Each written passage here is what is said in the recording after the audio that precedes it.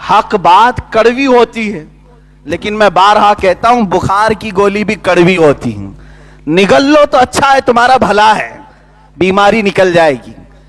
آج میں ان تمام علماء سے بھی کہنا چاہتا ہوں جن کو اللہ تعالیٰ نے انعام میں منبر رسول عطا کیا ہے، تمہارے سے سوال کیا جائے گا قیامت کے دن. قرآن کہتا ہے وَإِذَا أَخَذَ اللَّهُ مِيثَاقَ الَّذِينَ أُوتُوا الْكِتَابَ لَتُبَيِّنُنَّهُ لِلنَّاسِ وَلَا تَكْتُمُونَهُ. اللہ نے ایک وعدہ لیا ہے علماء کی جماعت سے کہ جب تم جاؤ گے تو حق بیان کرو گے لوگوں کو، اور کوئی بھی حق بات چھپاؤ گے نہیں.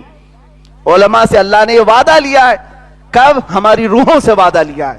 جو عالم آج ہیں ان سے اللہ نے وعدہ لیا، اور اس وعدے پر جو عمل کرے گا آج وہ حق ضرور بولے گا، چاہے ظالم کی حکومت ہو. میں نے امام احمد بن حنبل رضی اللہ تعالیٰ عنہ کا واقعہ پڑھا. اللہ اکبر.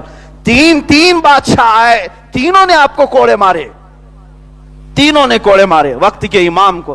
صرف بات کیا تھی؟ ان کے مزاج کی بات نہیں کرتے تھے. بادشاہ کہتا تھا کہو قرآن اللہ کا مخلوق ہے، یہ فنا ہو جائے گا، فنا ہو جائے گا. امام احمد بن حنبل کہتے تھے قرآن اللہ کی صفت ہے، ہمیشہ باقی رہے گا.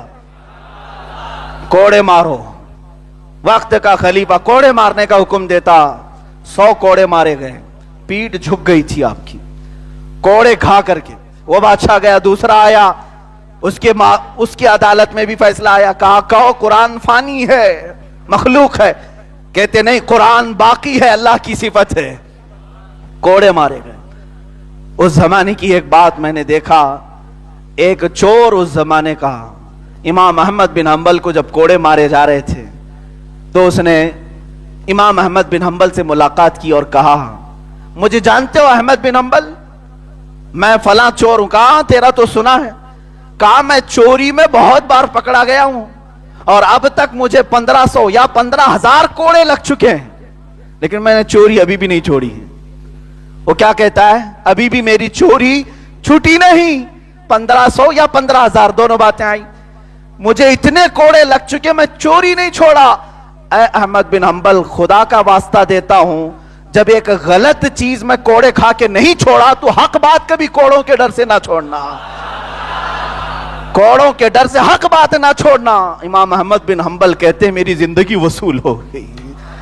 ایک چور نے بتایا وہ باطل چیز نہیں چھوڑ رہا کوڑوں کے ڈر سے، تو ہم حق بات کو کوڑوں کے خوف سے کیوں چھوڑے ہیں؟ عزیزان گرامی وقار، میں علماء کو یہ میسج ضرور دینا چاہوں گا. ہماری تاریخ بھری ہے، ہمارے کئی امام ایسے ہیں جن کے جنازے جیل سے نکلے ہیں. ہمارے کئی علماء ایسے ہیں جو اسی ہندوستان کی جنگ آزادی میں کالا پانی، انڈمان نکوبار کی سزائیں پاتے ہوئے وہی شہید ہو گئے. آج ان کی مزاریں بھی جزیرہ انڈمان میں موجود ہیں، وہی پر ہیں. تو صرف کھا پی کر کے گدوں پر آرام کرنے کا نام نیابت رسول نہیں. ہاں، ہمارے ساتھ تکلیفیں آ سکتی ہیں، لیکن ایک ہی بات پر ڈٹے رہو، اللہ نے ہمیں حق کے ساتھ بھیجا ہے، اللہ ہمیں حق کے ساتھ ہی دنیا سے اٹھا ہے. میں امت کو آج یہی پیغام دینا چاہوں گا، کوئی بھی سچویشن آئے، ایک چیز اپنے ساتھ ہمیشہ قائم رکھو، ہم حق بولیں گے اور حق پر ہی ہماری وفات ہو جائے. اس لیے کہ ہمارا عقیدہ یہ ہے جب تک بکے نہ تھے تو کوئی پوچھتا نہ تھا.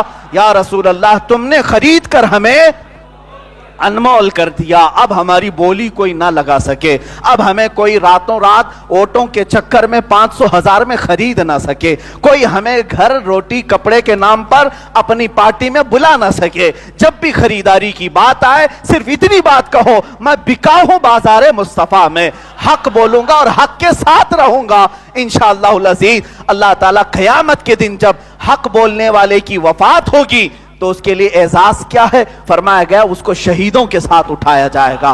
اللہ